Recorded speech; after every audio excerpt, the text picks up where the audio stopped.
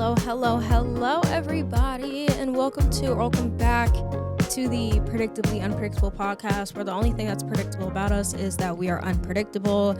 And to say I had an unpredictable past couple weeks / days is definitely an understatement. I just want to say first and foremost, I'm so sorry for missing last week's Wednesday episode. We're going to dive a little bit more into where I went, why I disappeared, why I missed the first episode since starting the pod. And even though it hasn't even been like that long since I've started it, it's become a part of my weekly routine and regimen to kind of like sit down and just debrief with you all. And I missed it for the first time. Sorry, my nose itches. My allergies are just cutting up today. But yeah. This episode's gonna be slower. I have no outline. I'm actually kind of anxious to sit and get on my wonderful couch that has brought me so much comfort. For my audio viewers, or if you're just not looking at the screen and watching it, we have a guest today. Cashew's here. I think you can sense the vibes, but yeah, I have no outline for today. It's just kind of vibes. I want to talk about kind of what's been going on in the MCU, the Aliyah mental cinematic universe, because for the first time in a very long time, I have been through the mud, and I don't know how long I'm going to be able to sit and talk about this. I don't know what I'm going to talk about. I'm just gonna kind of get in a flow state, because it's just one of those days where I need that. So I have my comfort drink. I have a matcha in a cup that actually Nespresso just sent me. It's just a regular matcha latte. I sweetened it with maple syrup because that's been bringing me a little bit of joy to switch things up. And I ran out of agave and didn't want to buy more sweetener, because in this climate, I'm not going to buy more groceries if I do not have to. So first sip. Cheers. Let me sip. Fantastic. She's strong. Amazing. Okay,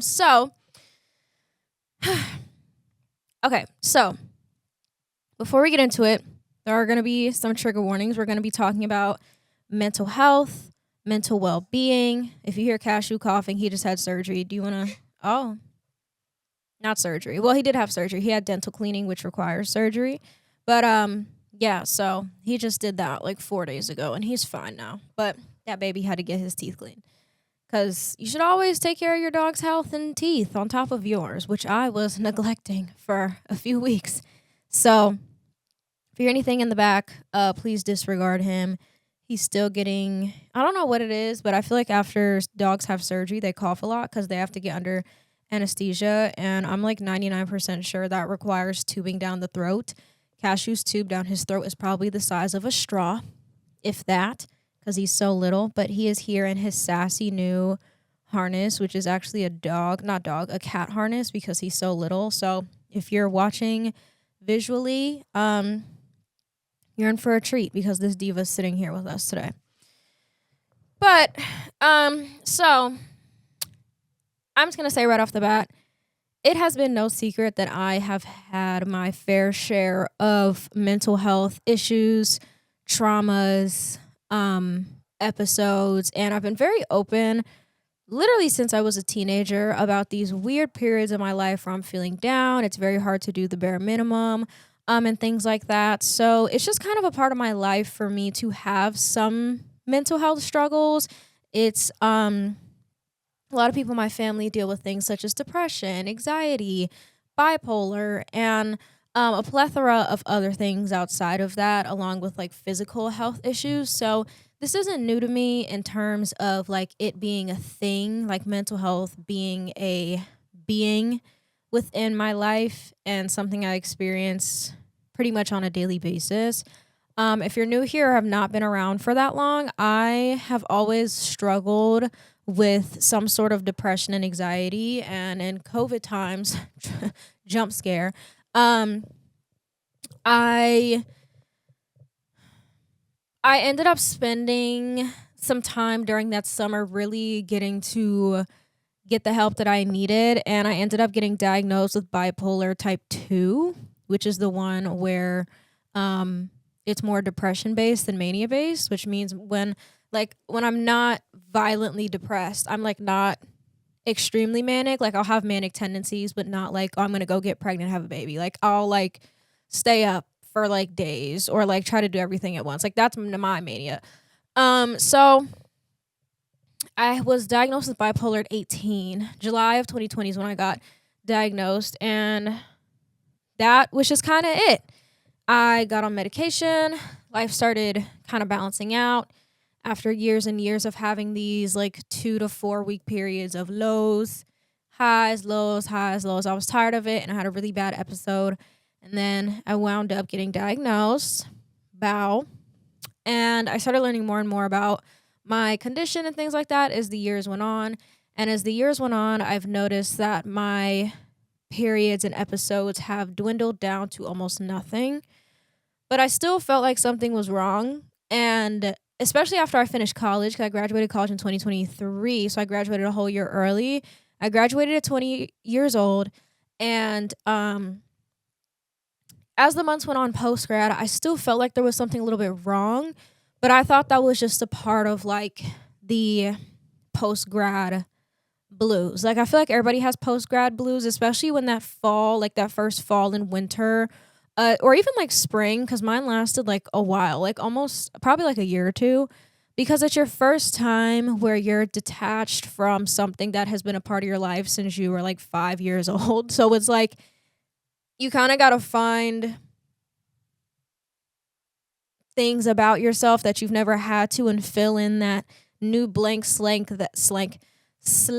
that was once labeled student, because you're not a student anymore. School is no longer your life when you're done and you decide to stay done. Even if you decide not to stay done and you graduate like after a few years, you still have to fill in a slate of something that was once really a big part of you, even if you do decide to go back. Because at the end of the day, you got to finish school eventually if that's what you want to do, right? So I graduated spring of 2023. I thought I was having post-grad blues. I was still, dealing with my pretty minor like episodes at this point. And I think for the first time, I don't remember if it was the summer or I don't know if it was the summer of 2023 or the summer of 2024, but I actually got hit with a extreme depressive episode because I just felt so lost in life. And I'm going to come here right now. This is definitely a safe space to talk about when your mental health actually interferes with basic needs, especially when it comes to eating and cleaning and showering and doing things like that, because I have had episodes where that has, impacted my health. And we're going to talk about that real quick. So like I said, there's going to be a trigger warning for mental health mentions. It's not going to get too deep into it in terms of like self-harm and, things like that, but just a fair warning. So I had a really bad depressive episode, and it was so bad to the point where I physically could not get up. My boyfriend at the time would literally go to work for 10 hours a day, come back, I'm still on the same spot. I'm sleeping all day. I'm not eating. He would literally have to force me to go and sit at the dining table. And the only thing I could really eat was like one bite of something, because after that I felt sick. Like my body just wasn't working. And that lasted for about not even a full week. I would really say it was really bad for about 3 or 4 days. And then based off of his encouragement and support and present behavior, I was able to kind of get up and start like slowly getting back into the swing of things. And that was the last time that had really happened. But as the years went on, I still felt like there was something wrong. And after that, it's crazy because I didn't have anything happen for a really long time up until recently. So after, the months go on, the years go on, I'm getting farther and farther away from graduating college. I bought a house and things are starting to look up because I'm doing things I love to do. I have my dream job. I feel like I'm finally starting to figure out who I am as a creator, as a person. My personal style is developing when it comes to interior design, fashion, the arts, media, literature. Everything is just kind of like coming together, And like I said, I'm traveling, and it really peaked last year because I did a lot of things that I've been dying to do, such as go to my first New York Fashion Week. I traveled a ton and for free, and without my job, I wouldn't be able to do stuff like that. I went to Brazil and London and Amsterdam, like I said, New York. I was just kind of everywhere, all at once. And for the first time since graduating college, I felt whole. I was doing things I love to do. I was making the money that I wanted to make, not even that I needed to make, but I wanted to make. I was engaging in media that had me excited. And it seemed like for the first time, I felt normal. But because I'm me, although I felt normal, I still felt like there was something going on. I would go and travel and come home and immediately crash. You're probably thinking, Aliyah, when people travel, of course they come home and crash because, girl, you were ripping and running. You're not used to your routine, this, that, and the third. I would go travel for weeks at a time, come home, and I would immediately be miserable. So when I come home, I actually dreaded coming home several times. And it's not because I'm not grateful for my house or my family, which is basically rooted here in Charlotte. Half my family is rooted here. My mom's side of the family is rooted here. It's not that I hate where I'm at. I soon came to realize something was a little bit off. And the thing that was off was that I was in fact chasing something. Now, when I told my dad I was going to Europe and I'm going to be home for 5 days and I'm going to Brazil and then I'm going to Fashion Week 2 weeks after that, he literally was joking and was like, who are you hiding from? Like the FBI, like the police, like, are they coming to get you? And as a joke, we're like, haha, so funny. But the more I sat and thought about it, I was like, you know what? Something is in fact not right.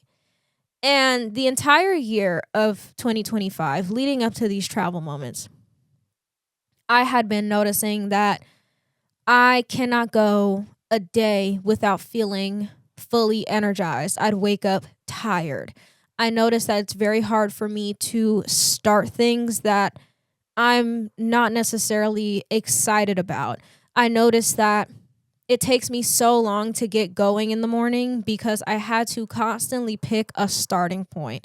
I noticed that it was so hard for me to stick to routines and good habits no matter how much I wanted to and tried. I couldn't root myself at home.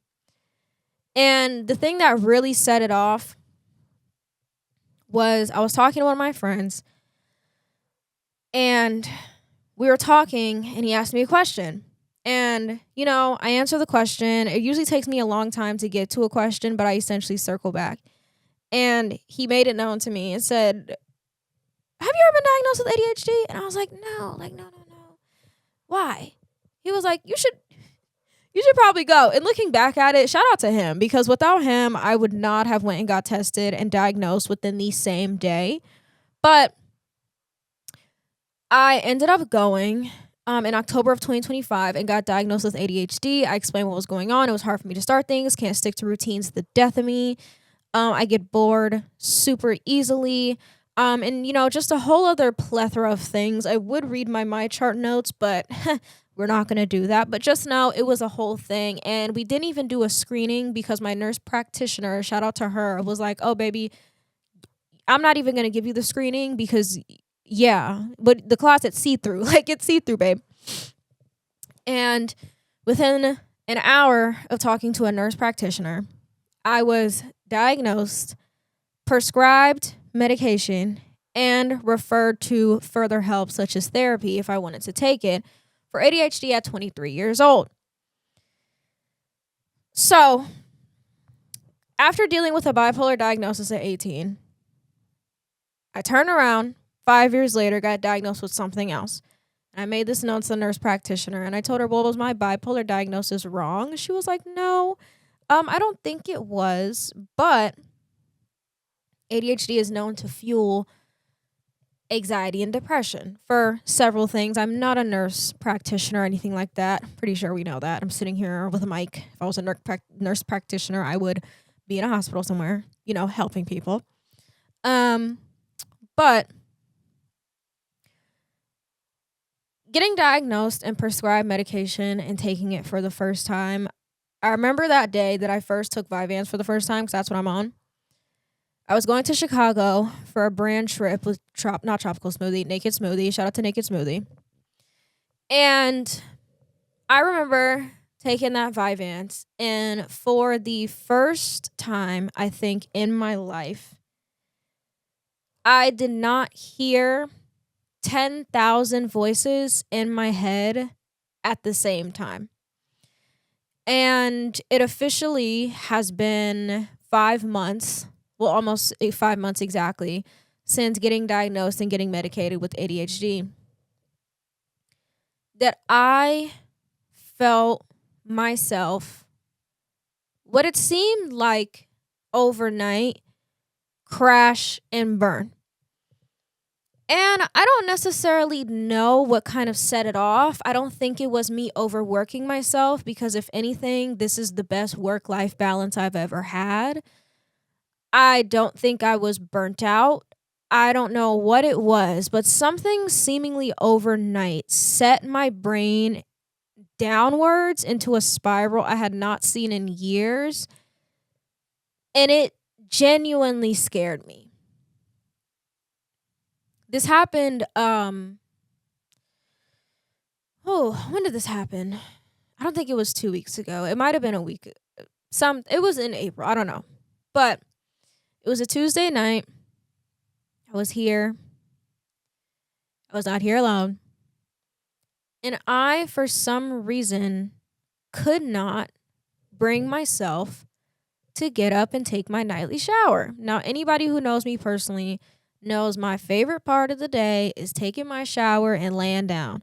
If there's anything I love more than my nighttime shower, it's laying down. It means you've conquered another day. Even if you didn't do the most stuff in one day, you still got through it, and you can lay down in your wonderful bed that you worked for, knowing that you can try again tomorrow.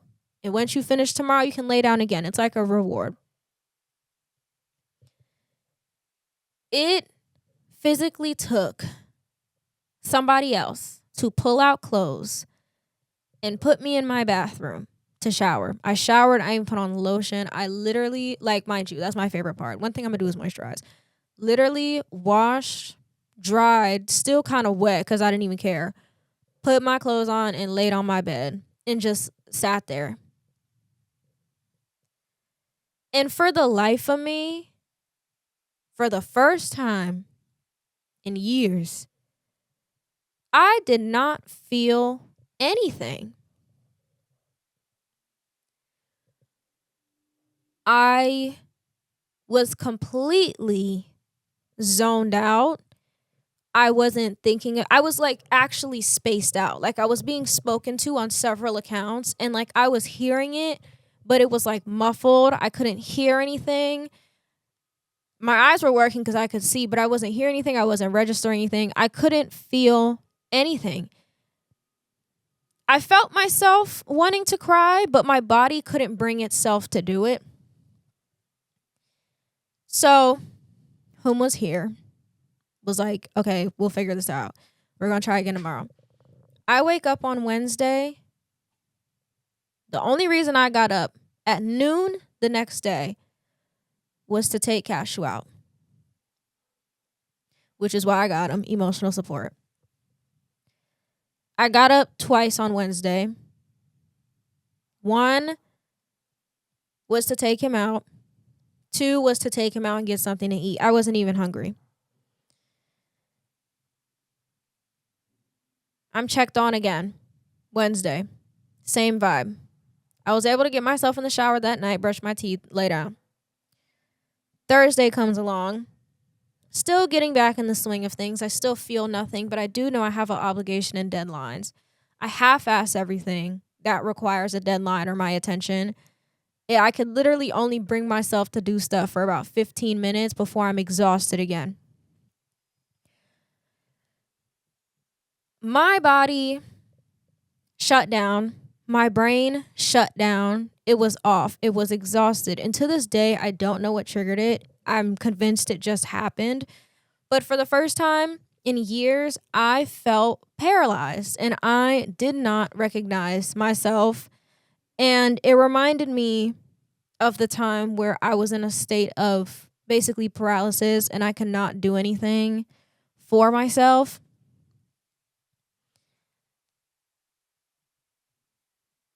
And I think the only thing that came to mind that made it worse, sorry if my voice is cracking, touchy topic. I'm only human. Thank you.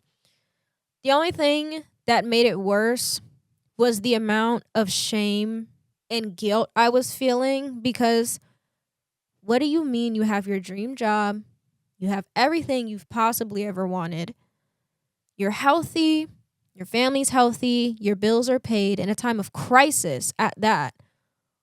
What could your body and mind possibly shut down about? And then it just came crashing. The shame, the guilt, all of it. It was very present.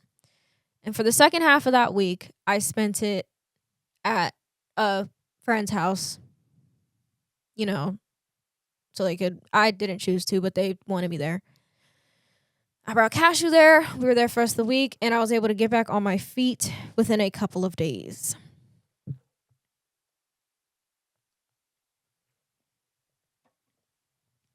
And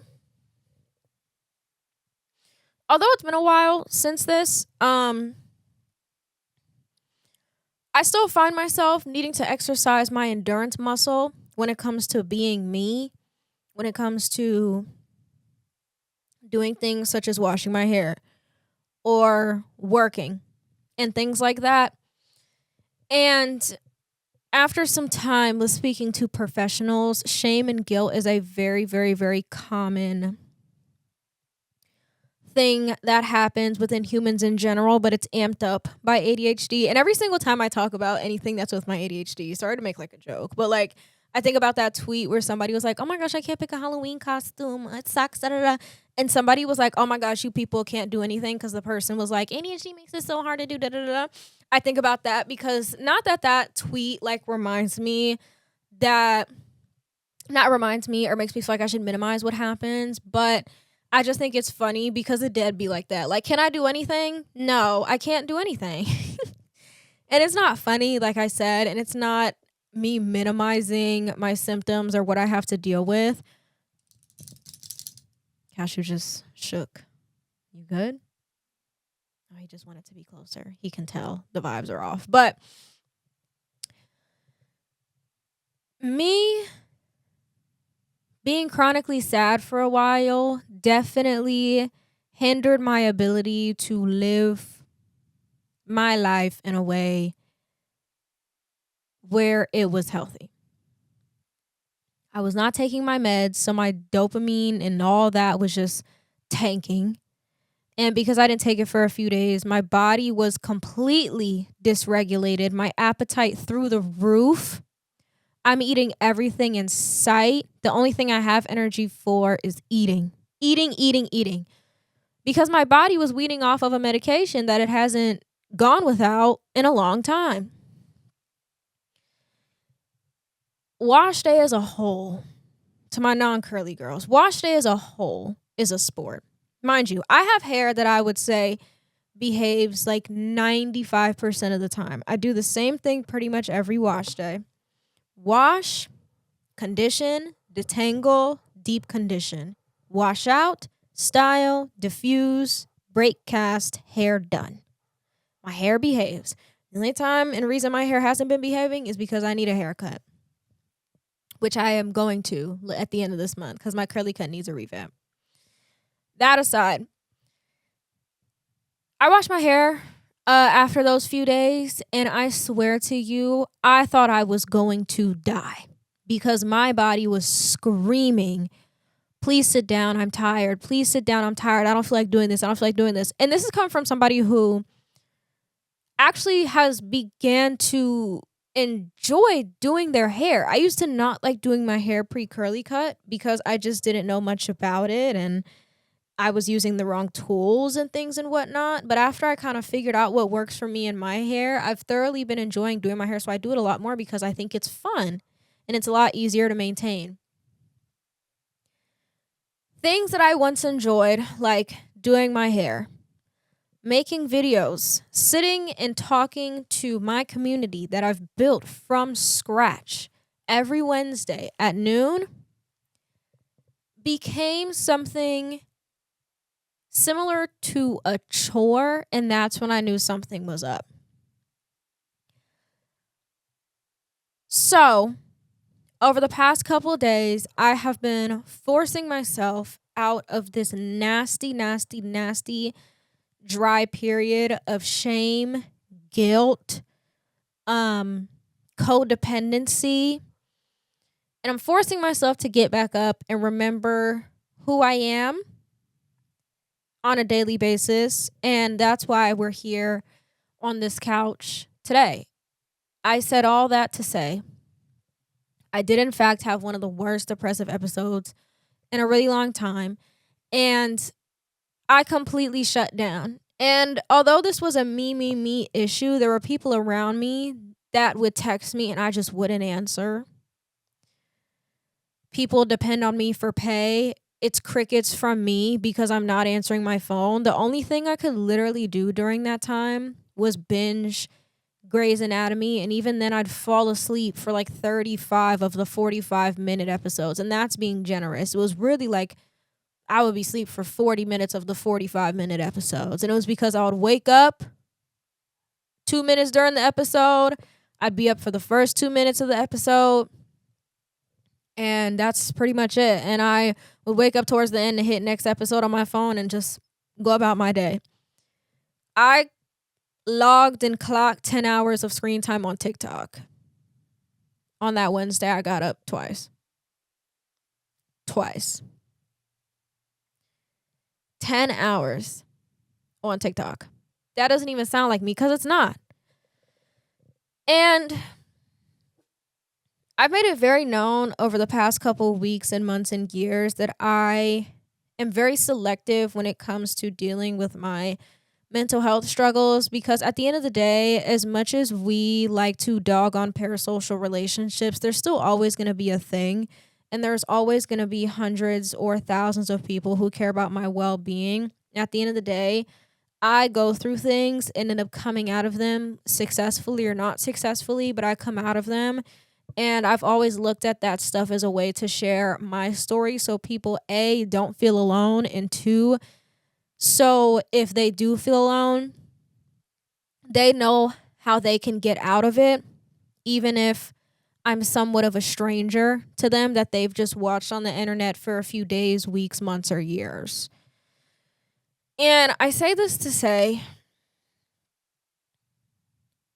at the end of the day, despite me seemingly having a life that a lot of people dream of, I dreamed of this much financial freedom, travel experience, my family's healthy. Like I said, this is everything I could have wanted. It's to the point where I don't know what else I want. At the end of the day, my brain is always going to act like itself. My brain is always going to do what it does. And that's not necessarily my fault. That's actually not my fault at all. But how I've just come to realize it is that it's a part of who I am. And instead of sitting and basking and trying to figure out why this is happening the way this is happening, I've just come to realize that you can't prevent it, but you can help it. And I can't, like I said, prevent any of this, but I can, like I said, help it and do things to try to make it less likely to happen. But at the end of the day, nobody's perfect. Hannah Montana reference, of course. Nobody's going to get it right 100% of the time. And no matter how much money, experience, and all that, your brain is still going to act like a brain at the end of the day because we're human. Both of us are human. I don't think there's anybody ever in the history of humans that has not had a depressive episode or has experienced some sort of feeling of anxiety. And it's because we're human. We are human. Nobody knows 100% of why we do things the way we do, let alone the stuff we can't control, such as the neurotransmitters in our head or how our chemical imbalances. Like that's just, it's something that just happens. There's nothing we can do about it. But the things I can help, I definitely do my best to do so. Did I feel like coming and talking on a mic last week? No. So I let myself have that. But I do know I would beat myself up if I missed this 2 weeks in a row because this is something I love to do. Am I the most excited to come on here and say I was struggling to brush my teeth and shower because I know how the internet works? I'm not excited about that at all. But if I keep allowing myself to let my brain win like it has done in the past and like it did last week, I'm not going to get anywhere. I said earlier that I have done great things. I'm 23. I'm turning 24 next month, which is crazy. It's not because I'm getting older, but it's because there was a time in my life where I didn't necessarily think that was possible or want that to be possible, if you're catching my drift. So the fact that I've done a lot to the point where for a long time I felt lost because I felt like I had nowhere to go or nothing to work towards. Double-edged sword, because girl, you've done it. You've done it all. But now it's like, where do we go now? Along with mental health struggles, we're literally in a terrible political and economic state of the world, especially here in the States, if not just here. That's what it feels like because we're getting isolated from everybody. But it can be very easy to do everything and still feel like you have nowhere else to go or nothing else to do with yourself. And that can make it very easy to isolate yourself and feel like, okay, so what's the point? And this isn't me trying to be like, oh, I've done it all, whatever. But because I definitely don't feel like that. But as somebody who, like I said, at a point in my life didn't expect me to make it this far, it almost feels embarrassing to have situations where I can't bring myself to enjoy the life that I worked for and wished for a long time. There are people that would kill for certain things that I have, and there are some things that other people have that I wish I could have. I'm forever grateful for what I have, and I'm pretty sure a lot of people are grateful for a lot of things that they have as well. But it's normal to still want more for yourself, even if you're happy with where you're at or content with where you're at. And I think what has happened since my ADHD diagnosis and the years that I've passed since graduating college and high school, and so many things have just happened since that initial bipolar diagnosis, and things continue to happen post that as well as my ADHD diagnosis.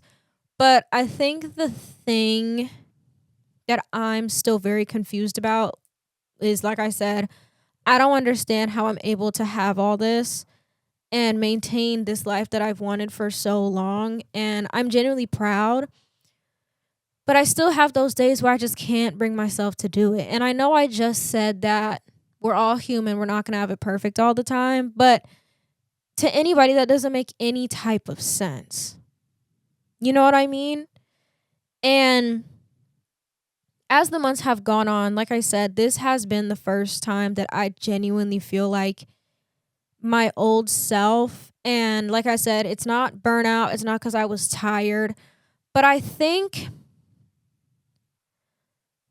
the higher my highs got, the lower this upcoming low was going to get/go. And I think it's because I'm a very all or nothing person. And I have been told by my nurse practitioners and people that that is, in fact, also a ADHD symptom. Yes, us people can't do anything. That tweet will literally always haunt me. But I think because I was on such a high, this low felt so bad because I think the thing that really kills me is that I was doing good for so long. And I was talking to my good friend, if not best friend, Jada, who was on the podcast before. And she said, you've been working so hard for literal months. Within this year alone, during quarter 1, you've been on it for months. And that isn't even counting anything for last year. I've been on for months. And I love having people around her like I love having people like her around because they keep me, the word isn't grounded and the word isn't human, but they keep me level-headed because if I didn't have people like her around, I probably would send myself into an accidental manic episode. I probably would throw 150% of myself into my work and fixate on that for 6 months and then wonder why I'm burnt out. A lot of my friends and family around me and even mutuals are really good at noticing when something is too amped up and are able to counter that behavior to level it out to make sure at the end of the day I'm good. You know what I mean? And I don't know. It's just very important that at the end of the day, this is still a very new portion of my life when it comes to dealing with this new hurdle and getting over that. But I think I really just think having that village has been able to make this bearable for me. And I think having the right tools to tackle it has also been very helpful, but I still have a long way to go. And as I was getting ready to shoot this episode, which I don't even know if I'm posting, honestly, I was thinking of all these things I should say, and I came inside on this couch, and everything just slipped my mind. I forgot what I was going to say.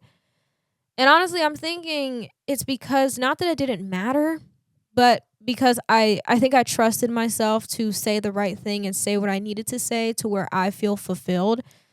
Because I've been doing this for a really long time, and I've had missteps. I've done some things right, I've done some things wrong, but at the end of the day, my entire experience makes me me.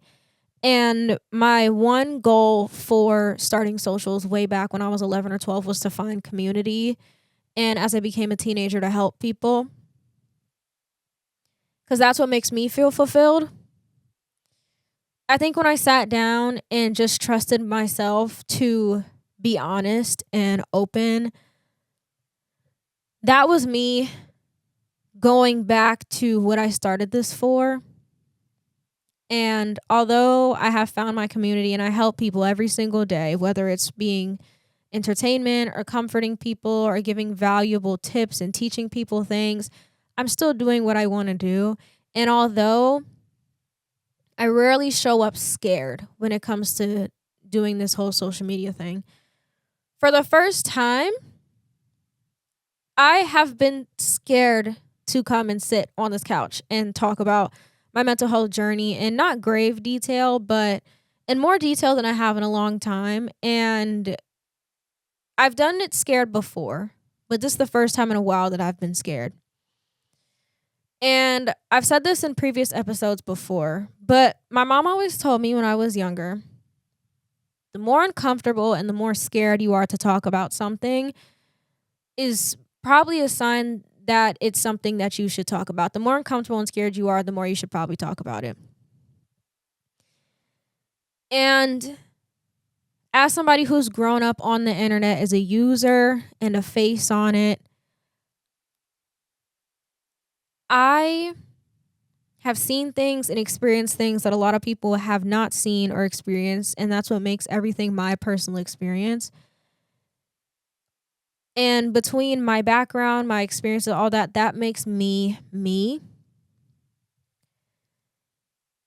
And nobody has an original thought or like experience ever. But what makes it unique is that it's ours and how we experienced it, and between our backgrounds, how we respond to it and whatnot. So, for the first time in weeks, I had to let go of wanting to hold on to everything 100% like grip and allow myself just to come and talk. It's so easy to script a video, tell people how to do things, be entertaining. You throw in a sound effect, a zoom, keyframe. What's not easy is showing up as 100% your authentic self and being vulnerable with your experiences, even if they are ugly, because that is a direct connection to who you are and a reflection of who you are. And I think the scariest part about it is letting seemingly strangers in to that, because now if somebody says something, it's a direct attack on your character. A lot of people who do social media these days are basically Sims, and they let their community control them and this, that, and the third. But I've never been somebody who's really good at being told what to do. I kind of just do what I want. I'll take some advice if I feel fit, but I've never been really good at taking what people say and what they tell me to do. I mean, I listen, especially when it's needed, but I've never really been somebody who conforms to what people tell me. I've done it when it comes to making videos, but at the end of the day, I did that how I saw fit, and I still made it mine. You know, I'm not perfect. Call me a hypocrite. Everybody's a hypocrite. But the more I go about this social media thing, and the more I sit here and think about it and talk about it, is the more I realize I feel like I have almost become, I don't want to say docile. Let me double check to see if that's the word that I'm referring to.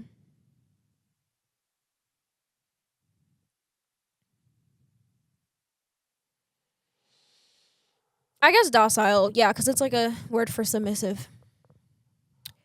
I think I had become sterile over the past couple years because I feel like I've been leaving. How do I explain this?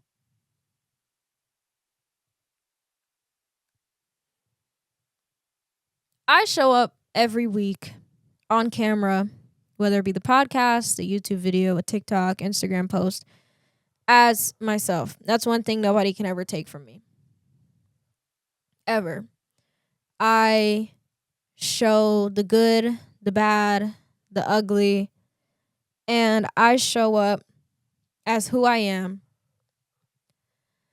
And I think the thing that has been eating me up these past couple weeks is that I almost feel like I need to give more, but I don't have much more to give. I've dealt with mental health in the past. I'm dealing with it now, but at the same time, I really don't have any updates because I've been fine for the most part up until now. I pretty much share all my hobbies and interests, even though I'd love to keep more of them to myself. I share them anyway because I'd love to connect with you all. I sometimes feel like I should have more to say, or I should be doing more interesting things because of my experiences and my situation and just how my life has gone. But I constantly feel like I could be doing more and more and more, and I'm just becoming this bland shell of myself. But at the same time, this is the most I've shown up as Aliyah as I ever have in my entire career, yet for some reason it feels like a shell of me despite it being me, like wholeheartedly. So it's very confusing. Um I mean, I literally stepped on 3 continents within a span of a month last summer, and I was happy. And I get home and I'm sitting here with nothing to say because I've said it all already. And I don't know if it's because the culture is just kind of changing on social media and whatnot, but I constantly feel like I could be doing more, but I don't necessarily know what more I could be doing because I give so much of my authentic self to you guys and to strangers who are finding me for the first time. And I talked about this a little bit earlier, but I was in fact chasing something for the last few years of my life, and it was that dopamine high. I strive for excitement, and maybe that's what more ish things I could be doing because, like I said, I do have ADHD, and a lot of people with ADHD are constantly always chasing a dopamine high.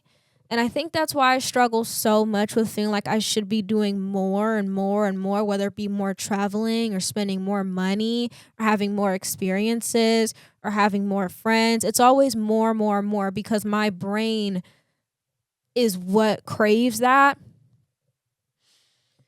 And it sucks because it's like, oh my God, will I ever be satisfied? But it's like at the end of the day, I am. I'm content. But like this constantly chasing this dopamine high cannot be normal. And I think that's why I crashed and burned so bad because I haven't been inspired in a while. There's really nothing new going on. And when I feel like I don't necessarily have anything to work towards or that I'm doing anything important or I'm doing anything I'm super proud of, it can become really hard for me to navigate what to do with myself almost. And it's not coming to me right now. Somebody will probably say it in the comments, but I don't really know what to call it. But sorry. Yeah, I don't really know what to call it.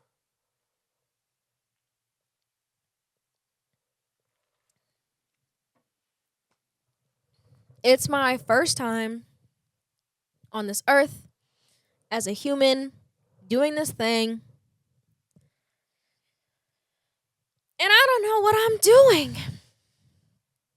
I don't know what I'm doing. I don't know how I'm doing it. I've been thrown hurdles that I still can't jump over. I find myself constantly chasing the next dopamine high or next fascinating thing. And I don't really know how to go about it. And I think that's the part that scares me the most. People look to me for answers all the time. They have questions, they want me to have an answer. And I have not had answers to anything in a long time because this is my first time doing it too. Not only is it my first time, but I am mentally ill.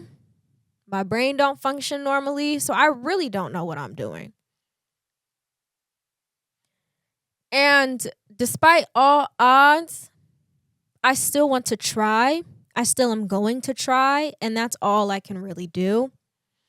I would love to be the girl that wakes up at 6 a.m., goes to the gym, works out, has a social life, goes out, and has the same routine every morning, same routine every night. But my brain doesn't work like that. It takes me an hour to mentally get out the bed to feel awake and alert for the day.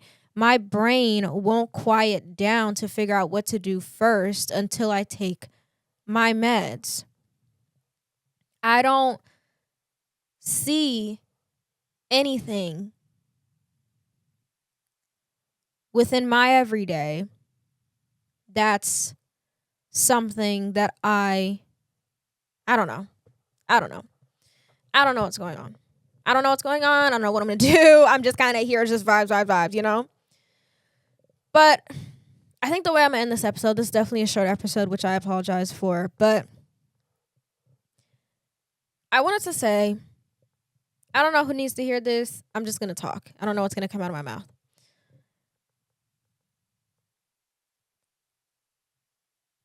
Despite all odds, if you're watching this or listening to this, you're still here. And that's for a reason. So even if you struggled to shower for 3 days, you didn't eat for 2 of them, you find yourself dragging yourself along, you're still here. It's not the prettiest thing because everything seems to be going to hell right now. You're still here. And I'm not going to get up on my influencer, oh, you have so much, da-da-da-da. Sometimes it does feel like the end of the world. And sometimes you are going to be guilty and ashamed that it took you so long to do something so simple. And sometimes you're going to feel like the day was just so hard, you want to take a nap for 4 weeks. I'm not going to say things are always going to get better, but things do turn around when things do turn around. Based on how they turn around, that could make or break a lot of people. There are some things you can control, and there are more things you can't. But based on how you decide to, he just huffed, I'm crying. Based on how you decide to tackle this thing called life, that's going to set the tone for how things are going to turn around. And like I said, I'm not going to get up on that influencer BS. It's all about perspective. It is. It definitely is. But sometimes when you tell somebody who's been chronically depressed for 6 years and they are not in the best health condition, that's not what they want to hear. As somebody who struggled with anxiety and ADHD, depression, bipolar, all of it, I'm not going to say it's how you change your perspective. That's a part of it, yes. But at the end of the day, the thing that controls your world is you. And this sounds like it's about to turn into a you must be disciplined spiel. It's not. Sometimes you just have to accept things for what they are and move accordingly. I struggle with getting up early. I struggle with having a solid routine. I struggle with having a to-do list morning routine that's the same for every single day. It sucks. I still wish I'm able to do that. But I move accordingly by, instead of having 3 daily tasks, priority task to-dos every single day, I have 5 that I give myself for the week. Instead of saying, I need to go to the gym and do this, that, and the third, I give myself a certain amount of days or time that I at least need to spend in the sun. It sucks when we set expectations for ourselves that we can't meet because we want to do and meet set expectations. But I think the start of doing that is learning how to be honest with ourselves and being a little bit more gentle, which is definitely what I'm practicing, which is why I came up in here, no outline, just vibes.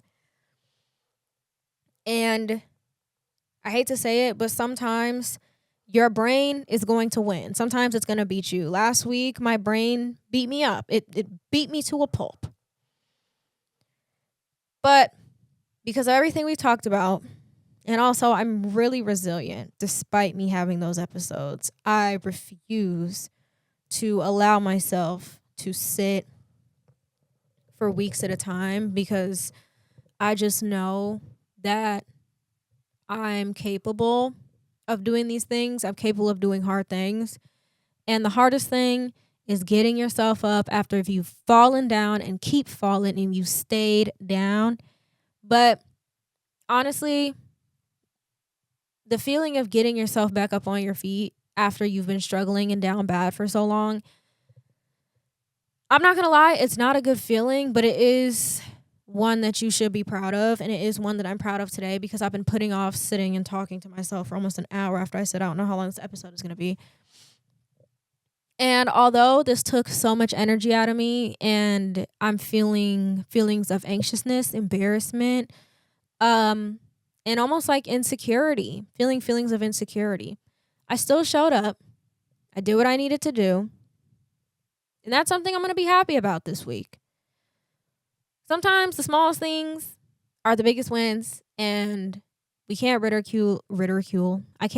We are not going to ridicule ourselves for the small wins, because a small win to us is what keeps us going. If it's not the small wins that keep us going every single day, we have nothing to fight and compete for. So, yeah, sorry, I'm fixing my sock. But I'm pretty sure this is the end of the episode. I'm sorry if this was like a downer episode. Like I said, I feel like I just felt the urge to come and sit and talk. I don't even know if I'm going to post this. But that has been this episode of Predictably Unpredictable. I hope you guys enjoyed the episode. Cashew's growling because he hears a package getting delivered. But if you guys are interested in keeping up with the pod outside of these weekly episodes, you can follow the TikTok and the Instagram.